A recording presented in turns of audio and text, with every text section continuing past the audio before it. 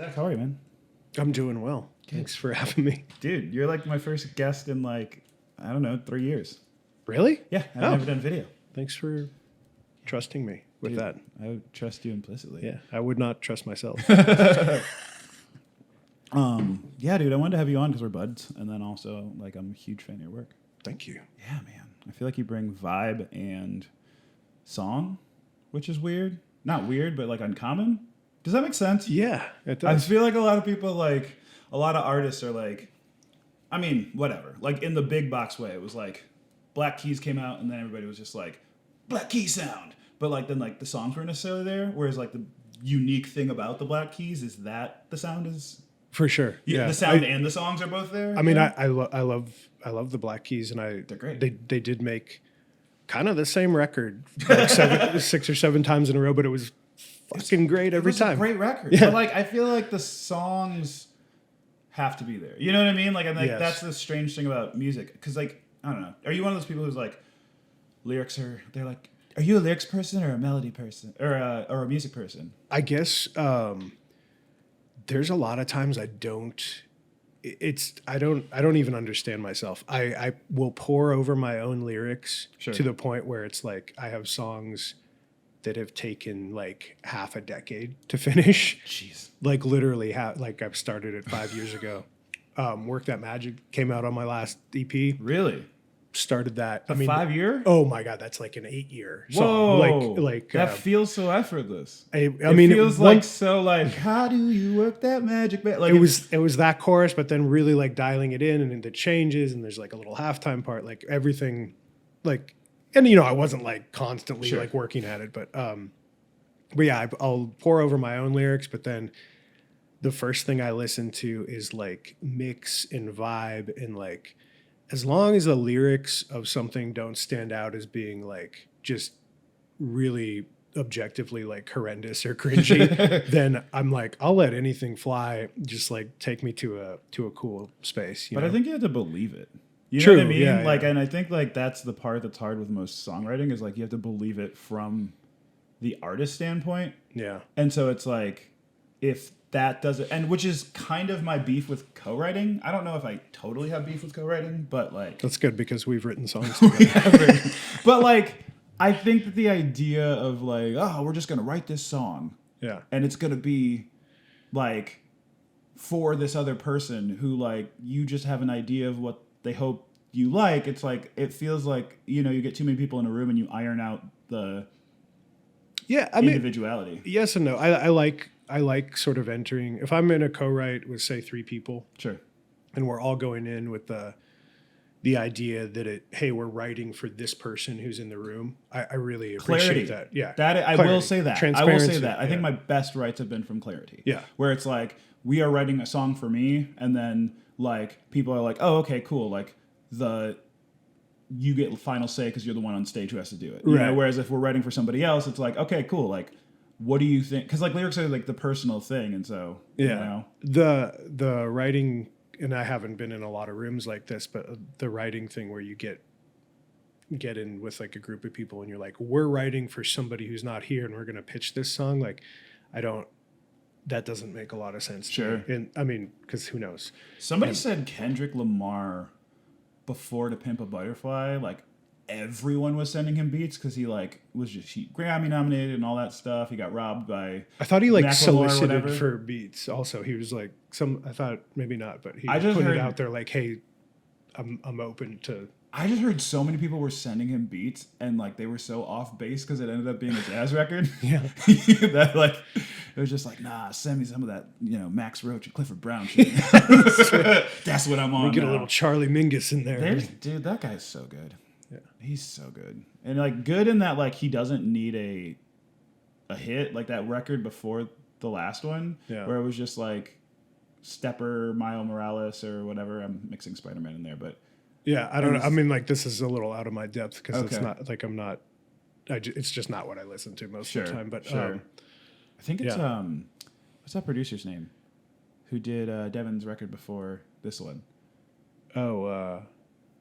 Sean Everett. No. The guy who does Michigander and like all the other stuff. He did All I Really Want to Do. Oh, Jeremy. Jeremy. Yeah, Yeah. Jeremy's favorite artist is Kendrick. Oh, really? Yeah.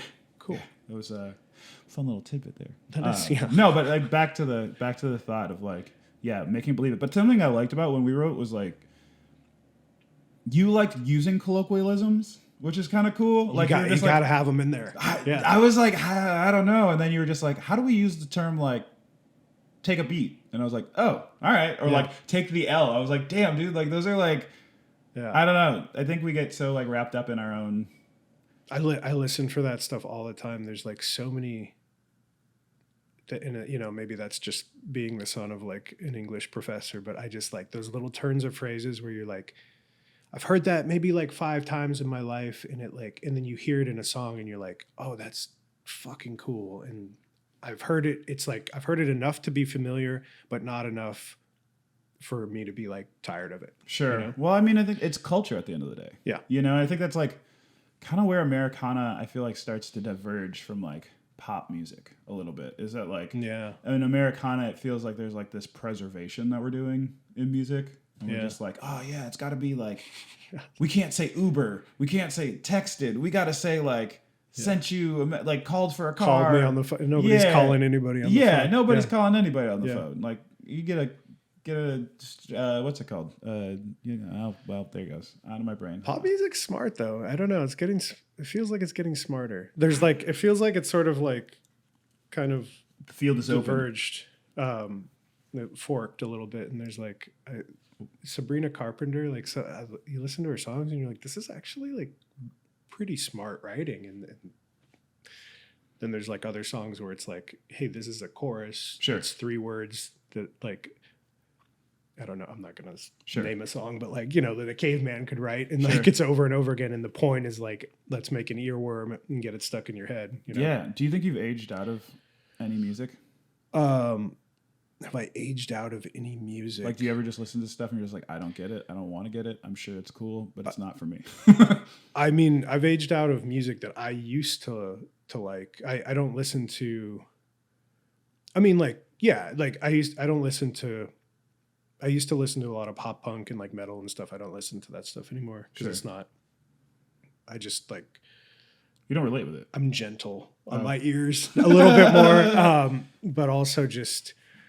I don't know, like hyper pop. I'm not super into, but there is like, I mean, just anything that's like, that's interesting and different. Like there's like a few touchstones like in my life where I can remember like hearing like Bjork for the first time. And I was like, that's unlike anything else. And hearing like, what is the guy's name? Oh, Gautier. Somebody I used to know. I remember the time I heard that the first time. I was like getting on the 405 freeway in LA, and that came on the radio on KCRW, and I was like, "What in God's name is this? It sounds like nothing else."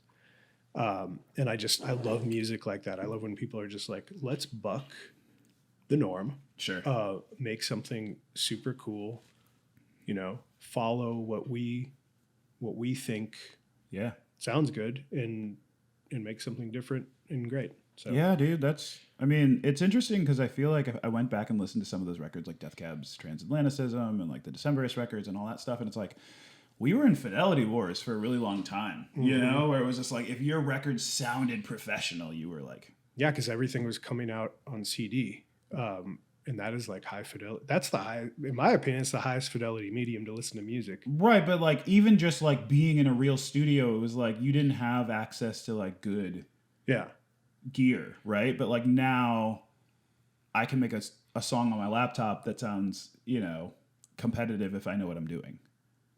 Yes. And like when I say on my laptop, I mean like no studio, just like plugins and, But that's almost like not it, right? Because you don't want to make a laptop record that sounds like it was made in a studio. You want to make a laptop record that has like vibe, and there's like birds in the background, and there's like a creaky floor, and there's like finger sounds on the fretboard, and like that feels like what we were talking about with believing it and like being authentic. Sure. If you're like loading up plugins and shit, like I mean a little bit of that is good. Like people use like, I think reverb is just like you got that's the plugin that people Sure, use, sure. especially, you're scrolling through social media and you're like, hey, you're outside in a park and Yeah. there's a ton of reverb on this video, but it sounds good. you know? Yeah, we are so gullible as human beings when it Yeah. comes to social media, where you're just like, looks like you're playing in a subway, and you're just like, yeah, I'm playing in a subway, and you see the car go by, and like you hear no subway, and you're just like, I don't know, they were playing in a subway, you know? It's AI, man. Yeah, I don't know. No, dude, that's like that is a good point. I think also too with music these days, like we're almost at, like it's so saturated to the point people are like, okay, well, who are you, and like what makes this thing? It's like the imperfections are now what's hip, and I think in some ways it's kind of always been that. Like with the White Stripes, you think, what did Jack White, like, Jack White comes out, him and Meg, two pale ass white kids in the middle of Detroit, which in 2001 is seen by the country as like a wasteland. Like, what does this sound like? And then like you put in the tape and it's like, and it's like, it sounds awful, but like there was something about it and it sounded amazing. Also, master branding, right? You look at it and like they kind of dressed with the similar colors, and they had like, are they brother sister? Are they married? Like they were very ambiguous about that, and it was just like, what a compelling package, Definitely a compelling narrative for sure. I will say that might have been the coolest concert I've ever been to. I saw the White Stripes with the Strokes open for them. That's a pretty damn cool. Yeah. And I won't tell you this because we're in my house, but I'll tell you this. Is it haunted in here? No. Oh. There's far too many black people here. I have a burning sage. I don't know. I have a Strokes baseball tee from that tour. Oh, really? Yeah. Wow. In my thing. Zach's a big vintage guy, so Yeah, I would sneak in there. I'd be like, oh, I'd price it for you. I don't know. Just going to the restroom real quick. Come out, it's just like shoved in the crotch of my pants.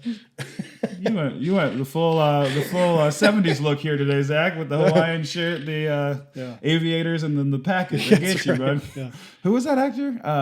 John Holmes. Oh, there you go. I don't know. We're talking 70s porn stars now. Every podcast I'm on, why do we go there? Why do we go? Dude, that's I don't know, man. Your style's always been great. Thank you. I have a shirt that's similar to that. I got it in France at like a department store, so it's not. Dude, I love a European department store. For real. But it also has tigers. They're also kind of in like these strange patterns, but like I dig it. I think I had this exact shirt when I was in like 6th grade. Hell yeah. To be honest with you. And then I refound it and I was like, And now it looks like swaggery, whereas before it probably looked like. I think it looked cool in 6th. I thought it was cool in 6th grade. We were listening to ska. It was like ska bands. Were you always a cool kid? I was not a cool kid. Okay. Actually, was I? I don't know. Anybody who knows me watching this, I don't know. I don't think so. You're definitely a cool guy now. I was like middle of the road. Okay. Got you. Yeah. I don't. There are very few instances of me being bullied, I think.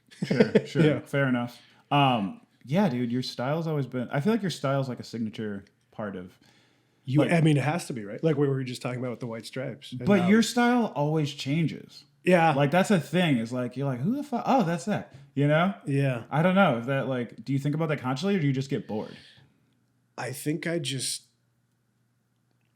don't know. I guess I think about what looks good and what I feel like I'm constantly, the war for me, especially when I'm playing. Sure. And on stage is like, I need to look good, but I need to be comfortable. I need to be able to move. Sure. And what those fringe sleeves are not. How do I do that? Yeah. Or just, I don't know, anything, but it's like, I think about it, but I'm not constantly trying to be like, this is my brand. I need to be cohesive. And that's probably detrimental, honestly. So, but it's also like, I don't know. But like, that's a weird thing. Cause I feel like then there are artists who are like, never wear the same thing twice once they're established, Yeah.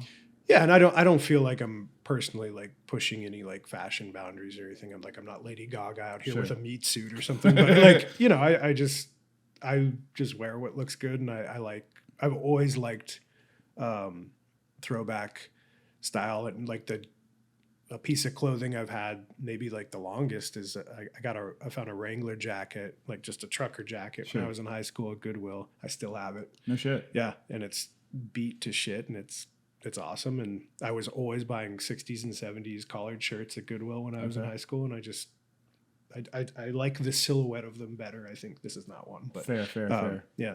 Do you have any heirlooms, like family heirlooms that are like family pieces or whatever? Yeah. It's funny. I was actually looking at this thing last night. Cause I still have like a bunch of my dad's stuff that I haven't like done anything with from when he passed away. And I was like looking, he worked on this boat, like fishing boats and stuff. And I have this patch that's like a chain stitch patch. And it was like the name of the boat. Oh, wow. And it's just a big, chain. The boat was called the Betty O. So it says like Betty O, Paradise Cove. So I'm from LA. And I was like looking at it, I'm like, I got to put this on the back of a jacket. Hell yeah. This is like, what? It's just like this cool patch, chain stitched from like the 60s. And it's like sitting here. Like, let me put it on the back of a jacket. Was that before he was an English professor? Oh, my mom was the English professor. Got it. Wow. My dad was illiterate. No, I'm just kidding. She did that Chicago thing where she like went down to get like a boat ride, and she was just like, "I got beer. Anybody want to take me on a boat?" No, but for real, she was teaching English. She eventually taught like higher education, but she was teaching English at a community college, and my dad was her student initially. Whoa, yeah, so that's a little problematic these days. But fair. That Academy Family Dental Group sign up there is actually my dad's logo from his dental office. He's the one at the bottom with the toothbrush. Sick. Yeah. So I was like, I have to have it. And my aunt has a Albert King poster that I don't know. I was in between moves. It's in storage right now. I would put that up. Oh, dude. But it was like, it's like a silhouette of him and he has the gold tooth on there. And I was like, hell Do you have a gold tooth? I didn't even realize that. Yeah. Where was it? I want to say it was like in the top front. Gotta go gold tooth. Yeah. Hell yeah. How'd you decide to do it? I chipped a tooth when I was like 12, maybe younger, 10 or 12. Yeah. I was playing American Gladiators with my brother. Basically, we all were in the backyard. Basically, my brother hit me with a piece of PVC pipe, chipped my tooth. I just like left it, and then 3 or 4 years ago, it changed color, and I was like, "Oh, this isn't good." And I go to the dentist, and they're like, "Yeah, this tooth has died." And I was like, "Hey, it was like 25 years. People die every day." Yeah. And they're like, "We're gonna give you a crown, and we're gonna like color match porcelain." And I was like, no. Here's what we're gonna do. So we did gold instead. And what they won't tell you, it's a little bit more expensive, but gold will last forever. Okay. And it wears down at the same rate as your normal teeth. Okay. And overall, it's the best choice. And when they put it in, every single dental assistant or dental hygienist like came in and was just like looking at it. Give us a smile, my friend. Yeah, I mean, you can't even really see my teeth when I smile anyway, but it doesn't matter. That's awesome, dude. And I was just looking at it, I was like, who cares? That's a good thing to like think about. Also as an artist, where it's like, should I do this thing? Should you get that face tattoo? You don't know. No, but like, you have neck tattoos. I know, but like I feel like if you have neck tattoos, a gold tooth is not a stretch. True, but no one cares. Yeah. It's like, if you like it, if you think it looks cool, if you like the shirt, if you like a particular style, lean into that. Style tip number 1: if you like it, wear it. Yeah, unless it's terrible, then don't. Could you imagine if you got a gold tooth and you just got roasted for having a gold tooth by like everyone? Like, I've gotten a lot of compliments on it. I don't know. Have I been roasted? I feel like I don't think anybody's roasted me. I mean, if you get probably roasted, not to my face. Yeah, people probably like it if you're. You know what I mean? Like if you're gonna roast somebody for a gold tooth. Like, also, it's real too. Like I feel like people get grills and they get the caps and like this is like fucking in there. Yeah, like it's not coming out. They'd be like, "Zach's got gold tooth." And be like, "Yeah, well, it's realer than the shit around your neck right now." Yeah. That's where the expression "no cap" came from. Really? Yeah, because like the cap is like the fake. Oh. And it's like no cap. Got it. Yeah. This is a crown. So it's like no lie. Exactly. Whoa. I had no idea. I'm learning all sorts of lingo from you today. Yeah. How do you work that magic, baby? Dude, that's awesome. You're going on tour soon, yeah? Yeah, I don't know when this is coming out, but May and June I'll be out on the road doing a bunch of solo. I'll be playing solo, but they're co-headline shows with Madison Hughes, and then some other ones sprinkled in. Hell yeah, dude! I'm taking it easy this summer. Yeah, good for you. I'm moving to Chicago and taking it easy. Just relax on the lake, dude. Yeah, I'm gonna try to find just myself, I guess. Again, try to find yourself in Chicago. Yeah, I mean it's just like a weird grind, just like the touring, and you're just like, all right. You go so hard too. I feel like you're always on the road. You're like one of the hardest working people. Appreciate it. I see you out there. Like, yeah, it's just you're always like even you're with a band or you're solo or you're doing like it's cool. It's like always something different. You're always just like pushing it forward, which is great. Man. And I'm trying to I think the thing is like trying to figure out how to make it count. I was thinking about it, and I was on tour once, and my partner at the time, things were super serious, and I remember she had a birthday, and she was going to a cabin for a birthday or whatever, and I got this opening tour, and the tour didn't go well, and it's fine, it was all right, it was a couple days, but I was sitting there in this room, and it was kind of built to me to be this whole thing, and whatever, and I was sitting in this room, and it was 20 people, 30 people, and then I was just like, dog, I missed that for this. You know what I mean? And it's I don't know. I it's going to be like that sometimes, right? But I think to my larger philosophy, sometimes I feel nowadays with music, when you're opening, sometimes you're just renting an audience, know? And it's and that, it can be great though. It can be really great. And it can also just be all right, cool. Yeah, we saw that guy and he was cool and he was funny. And then moving on, you know? And it's hard. So it's I'm trying to figure out ways to build myself in a which folks are coming to see me, because I just played Stone Arch, because you're playing Stone Arch, right? Mm-hmm. Place was packed. It was great. It's a 70 cap room, 75 cap room, whatever. Yeah. I did a summer or tour 2 winters ago or something like that, where it was 100 cap rooms, something like that. It was 3 shows, Midwest, all of them were packed, and it was that felt great. It was cool. Yeah. I felt like it connected with everybody. It was a really good time. I made some money. It was good. I think that's kind of the direction to sort of move, because what I've realized is over the years, the more stuff you do that just fills your calendar, it's what are you retaining and how are you retaining those people, and that for me is kind of the goal, right? Yeah, and it's not a who goes first thing. I don't care about that. Sorry, it's bullshit. Yeah, no. But I've had summer colds. I've had a summer cold for damn. Fuck, I don't know, awesome. A month, dude. They don't go away. But, no, you're right. I think it's those secondary and tertiary markets like Stone Arch up in Appleton, Wisconsin, is places like that where people, they just really appreciate good touring live music, and it doesn't always feel that way in bigger cities and what are considered primary markets, places like Austin or LA where there's kind of an embarrassment of riches in terms of what you can do for entertainment on a given night, Sure. Yeah. I mean, it's interesting. I think we have more tools now than ever. Mm-hmm. And, I'm between teams right now, and I'm feel a little bit in my age, I'm late 30s, and now you're at that point where you're just I kind of have my own setup, and I know how stuff works, and it can go for relationships too, where it's I'm kind of a complete whole person with a system, and if you ain't gonna fit into the system, I don't know that we got much to talk about, my friend. Yeah, or bring something to it. Yeah, that's what I'm saying. Are you gonna bring something to the table? What kind of deliverables are we talking about here? Exactly. Are you generating value? Yeah, and I think now it's we're talking about on a professional level. By the way, this is not personal. We're not looking at friendships. This is a high value. We're not looking at friendships with a spreadsheet and be well. We are in Nashville. No, don't say high value man on a podcast. This is actually the high value man podcast. What is this? Oh my god.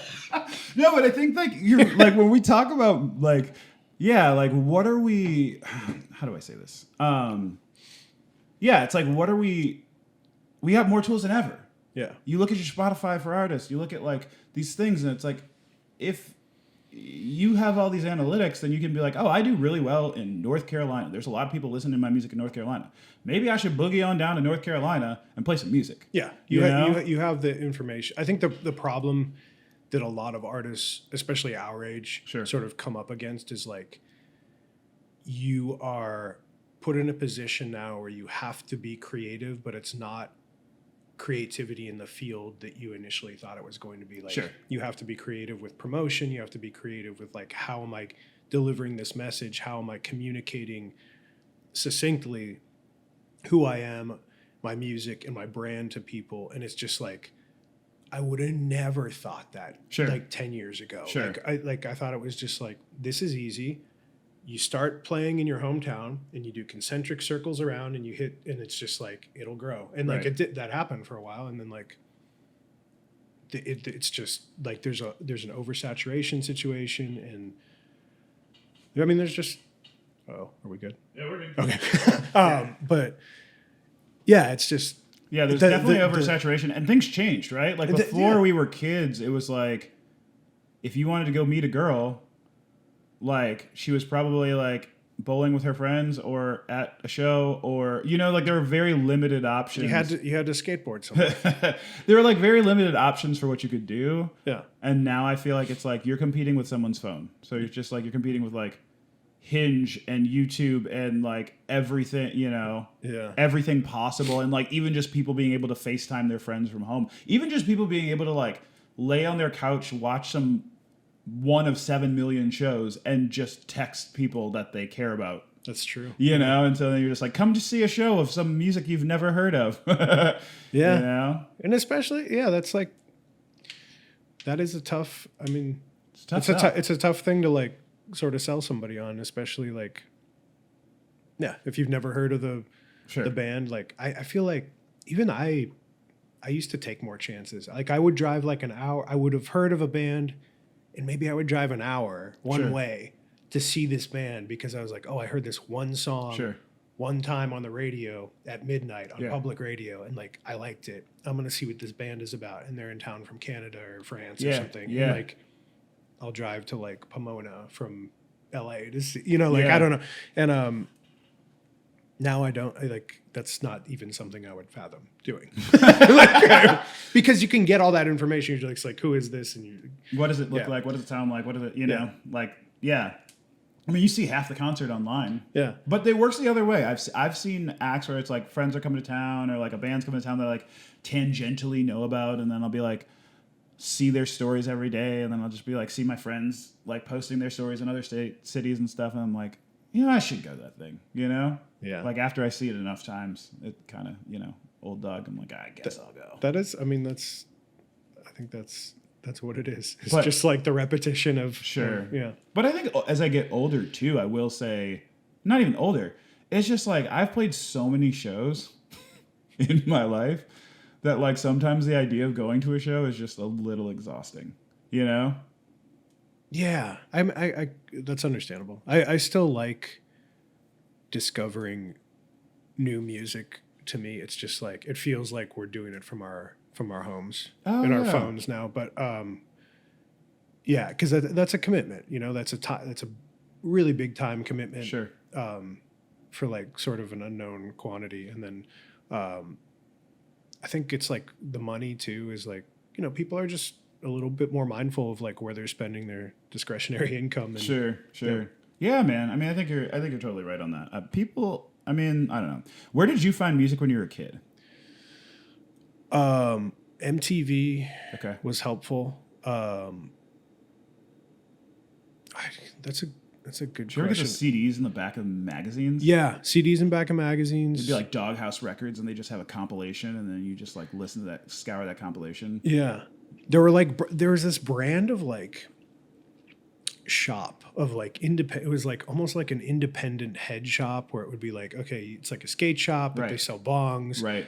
And they sell like cool magazines and like records and stuff. And I feel like that was partially it. And then just like older friends. I remember in high school. Dude, those seniors would give you mixtapes and they'd be like, "What are you listening to?" Screw that, and they'd give you a CD and you'd be like, "This is Weezer." Yeah, I mean, there were seniors who like. Yeah, it was helpful. I was in marching band. I was on drumline in high school. So there was a lot of like intermingling of like older kids when I was a freshman. So like we would go to shows and stuff. So that was cool. Hell yeah. But, Dude, if I could have any feeling back, it would be like that. When like you were a kid and like you could just turn on like music and it would blow your mind. You'd just be like, what Or is go happening right see now? a live show and Yeah. just be like, this is the fucking coolest thing. Look at that stage. Look at how sweaty I am, like being in Sure. the pit. And now I'm just like, not gonna go down there. I'm gonna pass. Yeah, I don't know if I want to try and get in the pit now. Yeah. I would. Yeah. Yeah, I would I not. mean, as dope as Lala is, it feels like a lot of work to get in that Yeah. big ass crowd and just like You gotta be. I mean, I don't know. Deftones were up there. I don't know. yeah, that's or Rage. true. One of the best shows I ever saw. I think the best Yeah. situation is one of those bands is headlining, and one of our friends is playing. That's true. And you get So that you're little, backstage, yeah. you get that little badge, and you're like, hey, I'll stand back 7 feet. See, or whatever we need to do. we're bougie now. Yeah, That's how it is. we bougie. Yeah. No, dude, we earned our stripes. I mean, that's like the weird thing about music, man.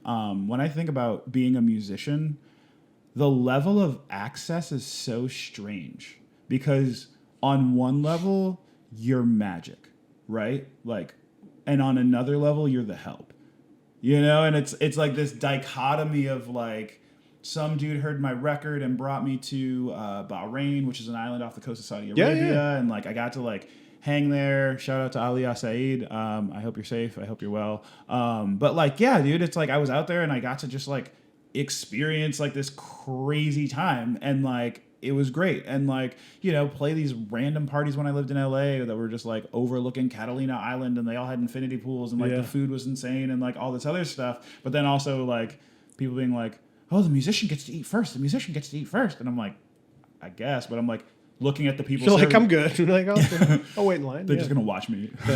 No, but I felt like I was like, I feel like one of the people who's like serving the food. Like, you know, because it's just also a service. So it's like this weird thing. Or like maybe you don't have like big monetary value to necessarily show for music, so to speak. But like you make it happen. But then like people are like hanging around in the back of your van, being like, so where are you going next, man? What's happening now? And you're just like, you just saw me play for 50 people. Like, we're gonna do the same shit in a different city. And they're like, wow, I just wish I could get in the van, and just go with you. And like, you're like, I mean, it's whiplash in that way, right? Because you're just like, there's a lot of struggle, and there's a lot of like, you know, playing. You know, I think a lot of artists, if they're honest with themselves right now, because you know, selling tickets is difficult. If they could route a tour, you know, a 15 or 20 show tour and be guaranteed 50 people at every show, I think a lot of people would be stoked with about that. But yeah, there's a lot of just disappointment and, you know, screaming into the void and all the other, you know, tropes that you hear about, and they're true. And then occasionally you like meet somebody and they're like, yo, I listened to your song 25 times in a day, and it like helped me through this breakup, or like my you know, my ex and I used to like do this to your song, and it was or it has some really specific, really poignant meaning in their life, and you're just like, oh, you mean I don't have to like talk you into liking it? Like no, but like that happens on the road, and I think it's like that time where like you meet the other person, like it's so you're so used to everything being online, it's almost like not like you don't realize that there's another human on the other end of it. Sometimes you're just like, I just got to pump it out, and it's got to be like, you know. And that's, I think I was talking to somebody about that the other day. I was like, man, one thing I really wish, and you know, whatever, I've just had really cool moments in my career where something happens. And I remember being on, you know, it was like I got the Ellen show, and I remember going to somebody who was like kind of a mentor figure, and they were just like, yeah, you know, well, morning television doesn't really move the needle. And I was like, sick. Like, you know what I mean? Or you're like, well, I'm going to do it. Yeah, exactly. And it's just like one of those things that like you don't realize that somebody getting a tattoo of your song. Like, you know? I have a few of those. Yeah. And you're just like, wow. Yes. My words on your body? Yeah. Wow. Yeah, exactly. Yeah. Like, and I have one, shout out to Laura, and you know, a couple who got like Find a Way on there, and it's like that is something you can't quantify. You know what I mean? Like it's why we do it, and like, will a tattoo pay the bills in that sense? Like, not necessarily, but like also like that is the whole reason we do it, right? Like if we all had fixed incomes and we were making music, then like that would totally, you know what I mean? Like, yeah, like it's a total win. and it's not a business plan. I think that's where like business and music can start to fade out of each other a little bit. You know? Is like, how do we go, okay, I showed up to a place and there were people that I don't readily recognize wearing a shirt that I printed 6 years ago. Right. Like, you know, like that means something, you know? And it almost means, to me, it means more than necessarily like, you know, oh, my cat ate a potato chip off my face on TikTok and now all of a sudden I'm like, you know, I have 250 million followers and now it's like people are, you know, I don't know. That reminds me, I was playing a show somewhere, I forget where, and somebody was there and they had shown, wasn't my show. I was at a show for a friend. Mm-hmm. Somebody was there and they had my old band's shirt on. Smoothhound? Yeah. Hell yeah. Smoothhound shirt on. And I was like, oh my God, dude, I'm going to blow this person's mind. I'm going to go talk to him. So I go up to this person. I'm like, hey, that's a nice shirt. And he looks at me and he's like, oh, thanks. I found it at Goodwill. And I was like, all right. Like, damn, dude. That happened. I was like, that was a complete 180. But that's the best story, dude. Yeah. I was at the gym a couple weeks ago, and I remember going to see, or I was there, and like this woman was asking a bunch of people for change, and my buddy had a production company back in Chicago, and like they were wearing one of her the shirt, and I was like, oh, all right, well, you know, that happens. That's how you do the funding. Yeah. Nah, dude, that's I don't know. The intangibles is why we do it, but I don't know. It's what makes a good show for you. Like what would you qualify as success on a tour if you had to like strip money away? That's a good question. I think attention, because that's so valuable. I think it's the most valuable thing, especially opening shows. Last year I did a good amount of shows opening for bigger artists. Then they were full bands. Sure. And you showed up with like a guitar. Basically, yeah. And and it's 200. A lot of those shows are 200 people to 700 people, sure. Big rooms, and it's standing room. And I'm getting up on stage with a guitar. Yeah. And how do I get these people's attention? They're not there to see me necessarily. I mean, some of them are, but not really. Sure. You know, and keeping their attention for the duration of a 45-minute set. If I can do that successfully, and I've gotten pretty good at it because it's almost become it's entertainment before it's straight up music. And I think a lot of solo artists, you know, I'm not even going to say that because like it depends who you are and what your vibe is, and sure. like you can make anything work. But like for me, I keep people engaged because I will tell stories, sure. Or I'll try to be funny, and right. Sometimes it hits and sometimes it doesn't. And then the music is there, and it's like this sort of supplemental thing that really works, and they work in conjunction to communicate like who I am in a set. And if I can keep people's attention and people like it, especially a room full of people who like don't know who the fuck I am, sure, and yeah. then I sell $1,000 worth of merch sure. or something, like that's great. Yeah, I'm like, that's a really successful show. That's like another intangible when it's like I am playing a room full of strangers and I have walked out with 3 figures of dollars at the end of the night. Yeah, like people aren't just nice. You know what I mean? Yeah. Like people are like literally buying with their dollar. They're just like, you know what, like I want to support you, or I want a t-shirt, or I want like whatever. And you're just like, that is something. And I think the only reason I bring these things up is because I feel like I get it on paper from a business standpoint where you're just like, oh, this doesn't make sense. This doesn't make whatever. But it's like, as an artist, I got to the point where I was counting people at shows, you know, where it was like, oh, okay, well, this show didn't, you know, these numbers didn't. And it was always like this big game of like, if you give a mouse a cookie, you know, and it's just like, and it would take me so much longer to like get into the show and be present for those people. You know, there's like a period of time and I just had to be like, listen, like these other things matter more in this moment. Like the arrow shot, there's only so many, like no one's coming in, like no one's busting people in on the second song or whatever. So like just be here, enjoy that, and like whatever. Yeah. And perform, do the show and just put on the best show, and like stop thinking about that. Like I the first time I played the Ryman, I remember getting off stage and being like, I don't really know what the view from the stage looks like, because I like was just like in my head and Sure. didn't like, and then luckily I've been on stage a couple other times, but I got to play it again, not myself, but like Sure. not in somebody else's band. And I remember like stepping out there and just being like, Dude, yeah, you have to. You have to take those moments. so like, yeah, just being on stage and being like completely present and being like, hey, there's 5 people here. Hey, there's however many people, whatever. Sure.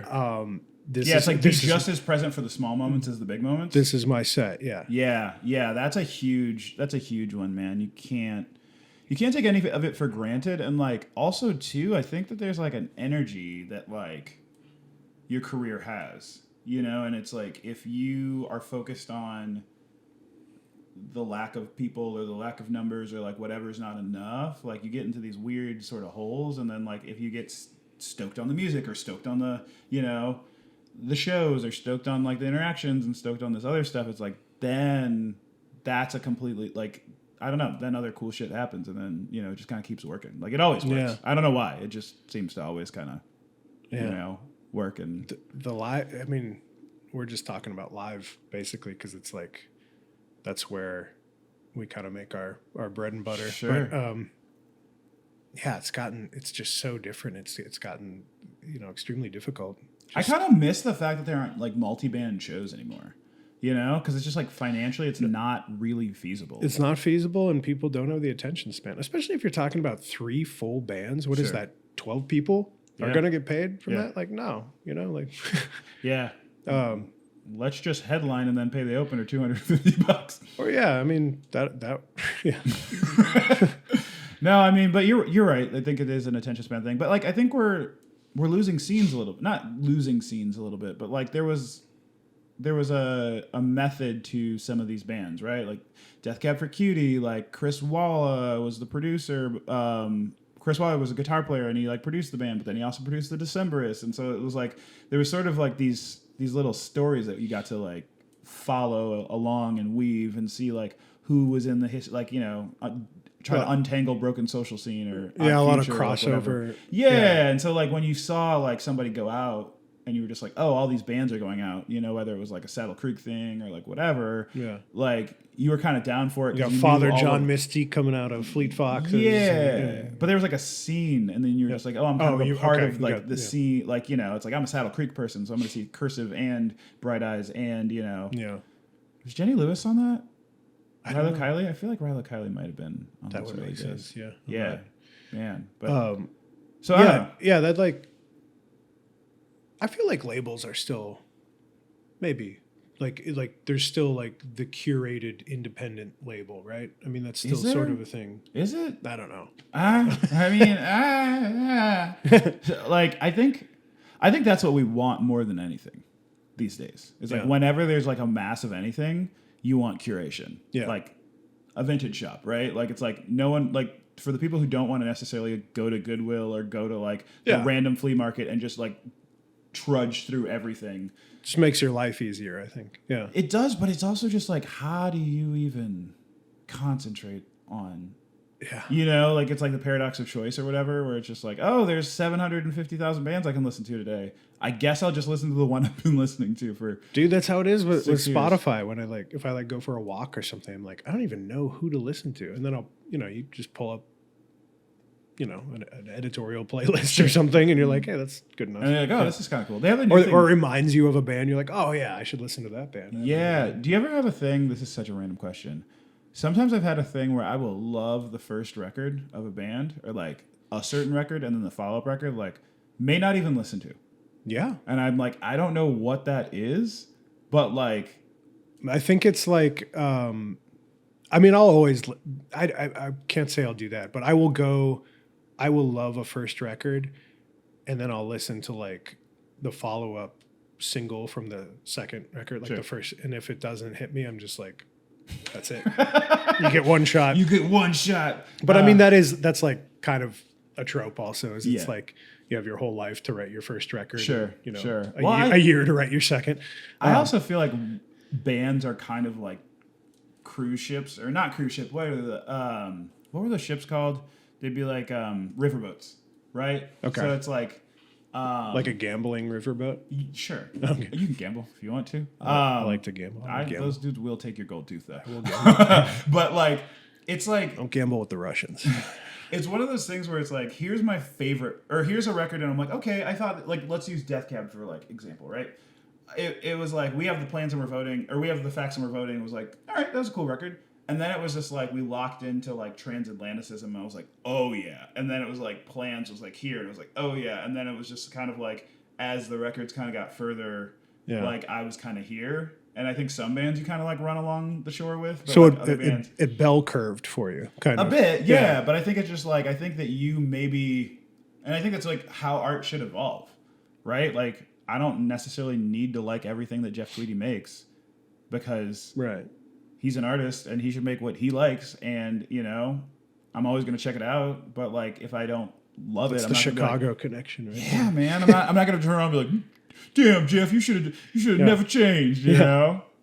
But I don't know. I don't know. That's the hard thing, is like the evolution of People like come at you though if you try to change if you try to change as an artist. I think you have to either go really hard or like really gradually. Like the Beatles kind of like walked you, held your hand all the way from like, you know, they were only banned for 7 years. That's true. Yeah, but then they you were got, making how many records do they have? Dude, they had like 3 records a year, or Yeah. 2 records a year, or something like that. But then you get like other people who are like, I don't know, somebody like Beyonce or Michael Jackson, where like the direction's just like, Yeah. you know, so it's like you can't really hate the next record because it's like so far out of your. Yeah, it's just a different vista with the same artist. But Yeah.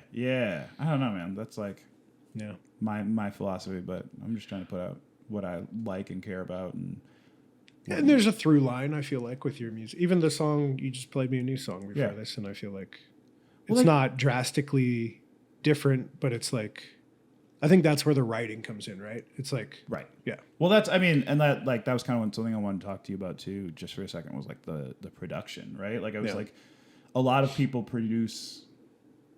Well, there are people who produce their own music, right? Like 2 of my best friends produce their own stuff, and I feel like you get another layer of that human, like that another layer of that art, because they're like, this is what I think these guitars should sound like, and this is what I think, you know. That's got. I mean, you have to establish that.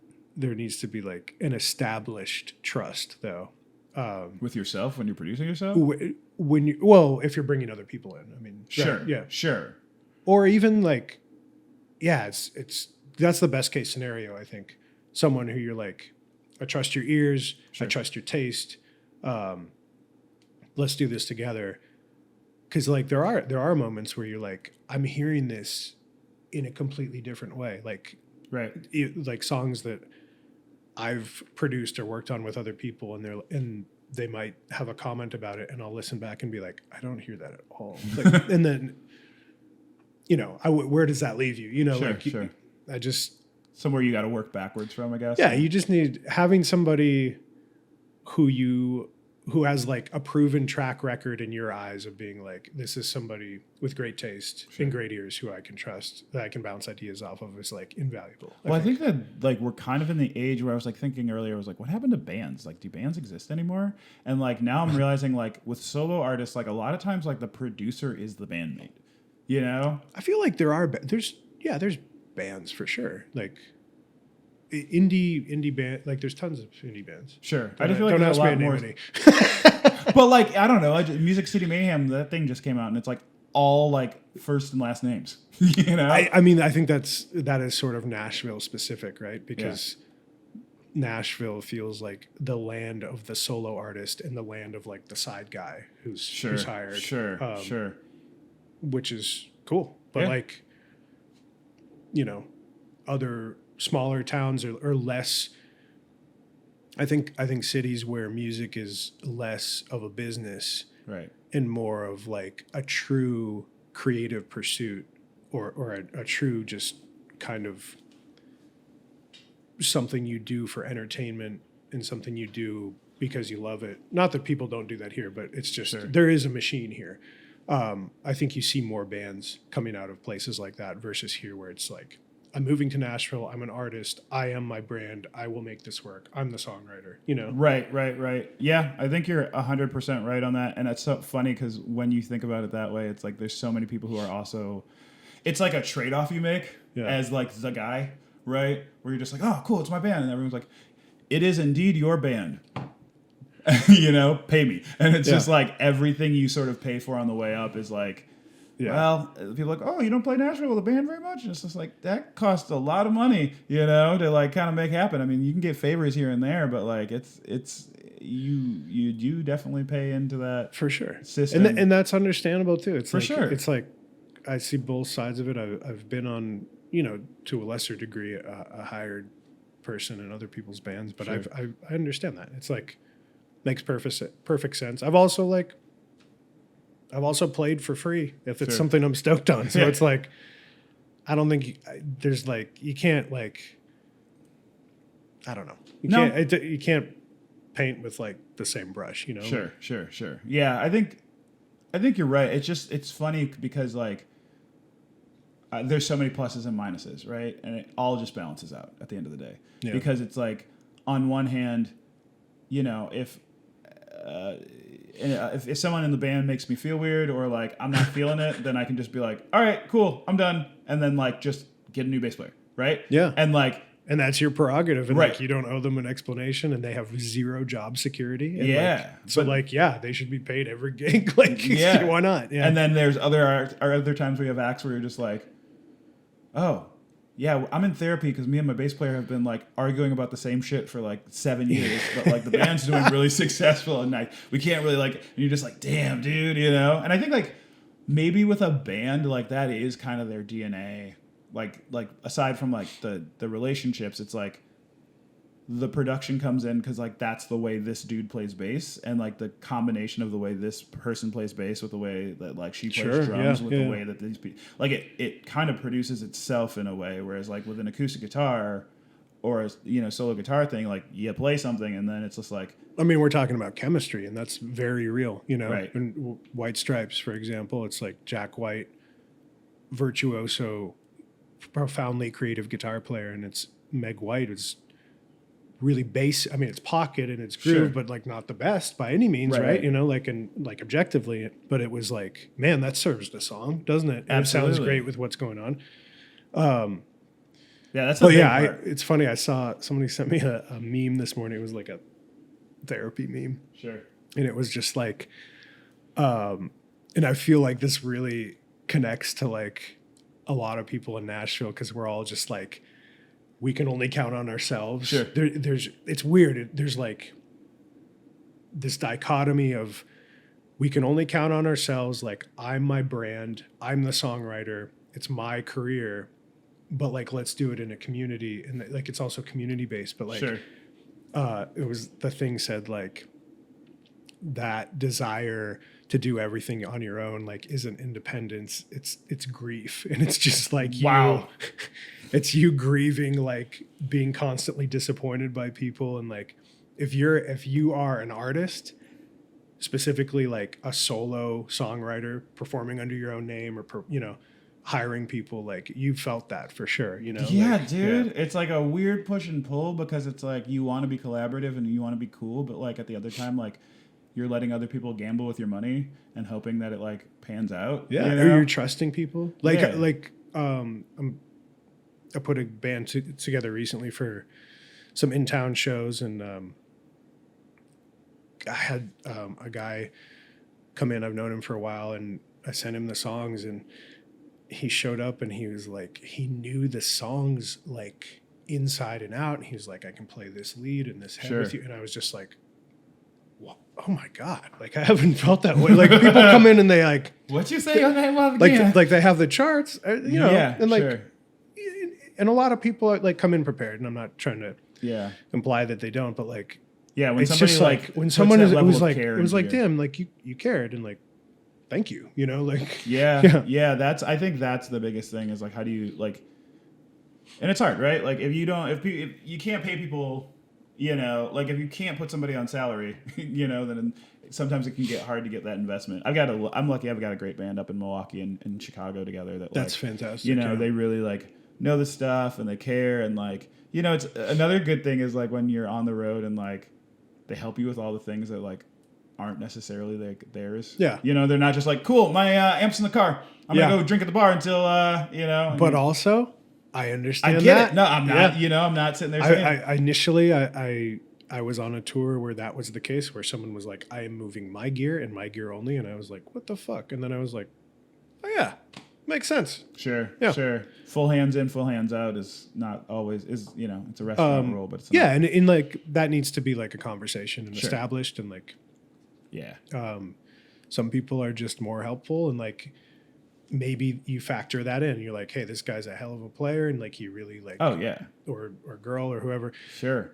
They mastered the part. They are killing it with the tones, and they have great stage presence. But they don't touch anybody else's shit, and they don't drive. And you know, so like everybody, it's like a video game character. Like, what are your strengths? What are your weaknesses? Choose you know, your bass player. Yeah. Yeah. No, I mean, I definitely. Where's the pocket? Yeah, dude. Shout out to my homie Matt. Like, he's one of the. I mean, this dude. Our bass. My previous bass player had a death in the family and like had to like drop like 2 days before tour. I remember you told me about that. Yeah, I probably called you and was like, "Do you know any bass players?" Like, and it was just like, I think it was like you had to be gone for 2 weeks, and like, we were leaving in like 2 days notice or like whatever, and like he made it happen. I always made a joke on stage, because he just got in the van and like, all I heard was like clink, clink, clink, clink, clink, clink, like just him shedding in the back of the van on a like.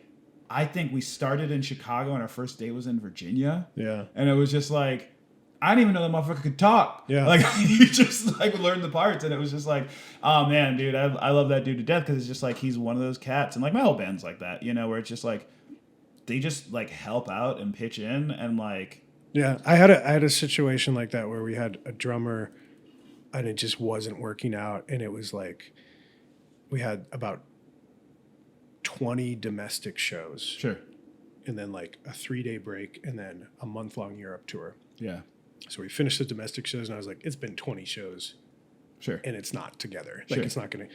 So we found a different drummer. We had one rehearsal for 40 minutes on one of the days off, played through like not even all the songs. And I was like, cool, this is going to work. And this dude flew to Europe and we played 9 countries in like a month. And he was like, I was like, and I still call him like for gigs because I'm like, that guy learned the songs, played them, showed up, and like delivered. And like that's the thing. Any advice for young up and coming musicians, whether you're hired guns or like artists or like whatever, be a DJ. Be ready. You know what I mean? Like, I remember when I was living out in LA and I had like a lot of those like gig salad, like, you know, just like private gigs, like whatever. Yeah, man. I rock that heavy, but like still rock it to this day. But it's like one of those things where it was like people would be like, I need a musician tonight. And I was like, I don't have a job. And I'm like, all I did was like apply for jobs all day. And then like, it'd be like, oh, cool. Can you play? And I'd show up and I'd just be like, yes, I can. And then people are like, oh my God, you saved us. We just need a guitar player tonight. And so it's like, whenever you can sort of like come in the clutch and like knock it out of the park, like people act like you did them the biggest favor in the world. I mean, you did, you know, like for whatever it is, if it's some like, especially like a corporate event situation, it's like, yeah, imagine like being responsible for that, being the event coordinator for something. And it's like, you didn't do your job because you didn't find the person or somebody dropped out. Yeah. And like, so you're saving their ass for sure. Yeah, man. That's my favorite part about, I don't know. It's the Wild West and I love it. Yeah. Do you have any closing thoughts? Any songwriting tips? Any fashion tips? Any songwriting tips? I don't. No. I don't think I have any songwriting tips. Every time I finish a song, I have no idea how it got finished or how I ended up there. It's different every time. I think just always be doing it is the biggest thing. Yeah. I'm always training. I think a lot of people know this already, but just training your brain to always be picking out words and phrases. Yep. Keeping a log of them, whether it's in your phone or just a notebook, and eventually, you know, putting that together, trying to write regularly helps. And actually the biggest songwriting tip I could possibly give anybody that helps me more than anything is fucking read. People don't read. Damn, dude. And, What do they say? A good writer reads more than they write. Maybe. Do they say that? Yeah. Yeah. Whenever I'm stuck or whenever I'm like, dude, I don't have any ideas. What's going on? And then I realize, oh, I haven't picked up a book in like 2 weeks. Sure. And then sure. I'll read anything. Yeah. Contemporary fiction or some historical thing or somebody's biography. And it just like triggers something. I'm like, that's a cool word, or that's an interesting idea or phrase or whatever. Ever mishear a lyric and then Yeah. and then be like, look at the line and be like, oh wait, you didn't say that? You know what my favorite? I'm going to. You know what my favorite misheard lyric? This is not something I would use, but Sure. And this is like embarrassing because it was up until probably like, I don't know. I was well into adulthood. Sure. Every breath you take. Yeah. What's the? I have to think of the bridge. Oh, can't you see? See, you belong to me. Every single thing, every move you make. Yeah. So how my poor heart aches. Yeah. That's the lyric. It just always sounded like, to me, I'm a pool hall ace. And I'm like, whoa. is this guy like playing pool in this song? And he's like meeting this chick and like playing pool. And he's like trying to convince, like it just made zero sense to me. And I'm like, Well, like, yeah, I'm a pool hall ace. Before I let you go, I have to say that's a great line. it kind of is a good It's lyric. an amazing. Sounds like a Jim Croce lyric. Yeah, Honestly. like I think it's just like sometimes there are those lyrics that you just have to let go of. Like you just have to let it. Like I don't know what the fuck it means, but it's gotta stay in there because it just sounds cool. Yeah. You know. I'm a pool hall ace. Dude, every step you take, Yeah. all the pool you break. Oh man, well, dude, thank you so much for having. Thank you for having me. No, thank you. Thank you. Yeah, dude. Thanks for being on the show. Thanks for breaking the spell of not having any shows for a little while. Yeah, it was really fun. I love chatting about this shit and getting into the weeds, and it was great. Thanks for having me. You look great. I can't wait to smell good. You do smell good. Can't wait to hear your new stuff. Right and on. I will in the show notes. I'll let people know where you're headed. Please do. Thanks.